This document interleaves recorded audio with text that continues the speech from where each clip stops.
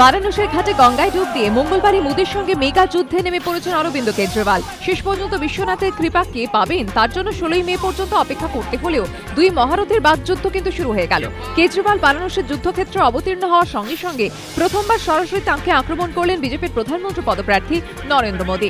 জম্মুর হীরানগরের সভা থেকে বিদ্রুপ মিশ্রিত ভাষণে কেজরিওয়ালকে কার্যত পাকিস্তানের এজেন্ট বলে আক্রমণ করলেন তিনি। এই প্রথম অরবিন্দ কেজরিওয়ালকে সরাসরি আক্রমণ করলেন নরেন্দ্র মোদী, আর তার এই আক্রমণকে হাতিয়ার করে পাল্টা মোদীকে কটাক্ষ করেছে আম আদমি পার্টি।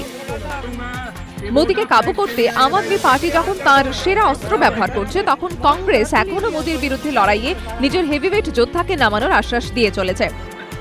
বারাণসীর রাজনৈতিক সমীকরণে শেষ হাসি কে হাসবে তা তো সময়ই বলবে, কিন্তু মোদীর বিরুদ্ধে কেজরিওয়াল নামার ফলে লড়াইটা যে এক অন্য মাত্রা নিয়েছে তা নিয়ে কোনো সন্দেহ নেই। এবারে লোকসভা ভোটে দেশের তৃতীয় বৃহত্তম রাজনৈতিক শক্তি হিসাবে আত্মপ্রকাশ করবে তৃণমূল। নির্বাচনী প্রচারে এমনই দাবি করছেন মমতা বন্দ্যোপাধ্যায়। বুধবার উত্তরবঙ্গের গরুবাথানের সভা থেকে আরও এক ধাপ এগিয়ে তার দাবি, এবারের লোকসভা নির্বাচনে শুধুমাত্র এ রাজ্য থেকেই তারা যা আসন পাবেন তাতেই দিল্লিতে সরকার গড়ার ক্ষেত্রে 1 নম্বর ভূমিকা পালন করবে তৃণমূল। গোর্খা জনমুক্তি মোর্চা ডেরা বলে পরিচিত জলপাইগুড়ির গরুবাথান, এদিন সেখান থেকে বিমল গুরুঙ্গের আক্রমণের মূল নিশানা করেন মমতা। পাহাড়ের ভূমিপুত্র নয় এমন একজন প্রার্থীকে মোর্চা সমর্থন করায় তা নিয়েও এদিন প্রশ্ন তোলেন মমতা। কটাক্ষের সুরে তার প্রশ্ন, গোর্খাল্যান্ডের দাবি তোলা হচ্ছে অথচ কোনো গোর্খা প্রার্থী পাওয়া গেল না। প্রতিবার ভোটের সময় বাইরে থেকে লোক ধরে আনতে হচ্ছে কেন?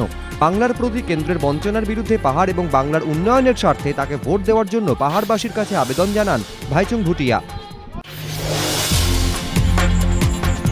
বনকর্মীকে পিষে মারল হাতি। বুধবার ঘটনাটি ঘটেছে শুকনার জঙ্গলে।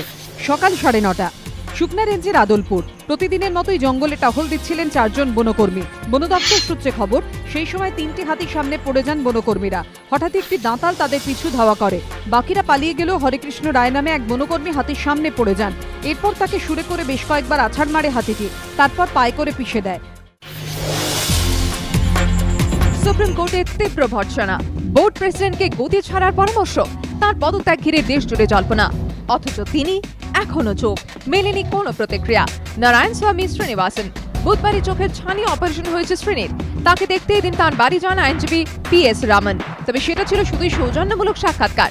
সুপ্রিম কোর্টের মন্তব্যের পরিপ্রেক্ষিতে শ্রীনি পদত্যাগ করবেন কিনা সে ব্যাপারে কোনো আলোচনা হয়নি জানিয়েছেন তিনি।